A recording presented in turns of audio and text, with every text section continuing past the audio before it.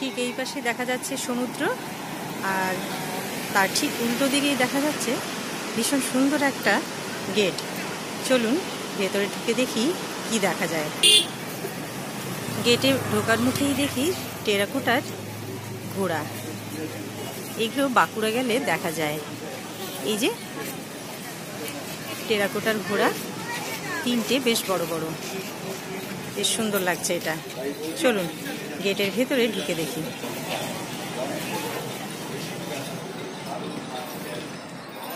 ওখানে একটা খুব সুন্দর মূর্তি আছে, চলুন দেখি।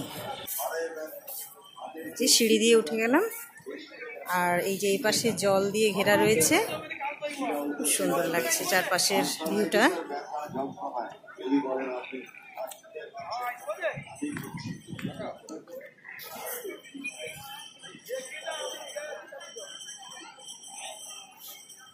চলুন এদিকে রাস্তা আছে, এটা দিয়ে উঠে যাই।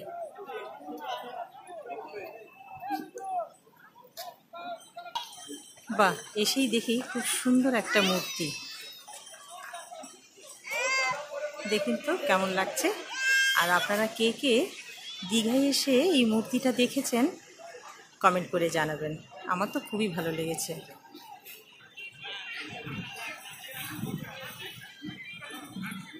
দিন যাচ্ছে আর কত উন্নত হচ্ছে। ছোটবেলায় যখন বাবা মায়ের হাত ধরে দীঘায় এসেছিলাম তখন এইসব কিছুই ছিল না, কিন্তু আনন্দটা ছিল।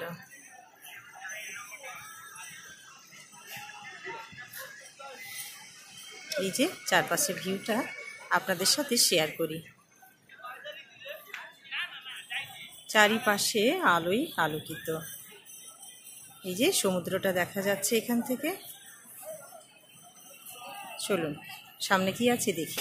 আর এখান থেকে নেমেই দেখছি অনেক ফুচকা স্টল, ভেলপুরি এগুলো রয়েছে। জিভে তো জল চলে এসছে, চলুন একটু খেয়ে নিই।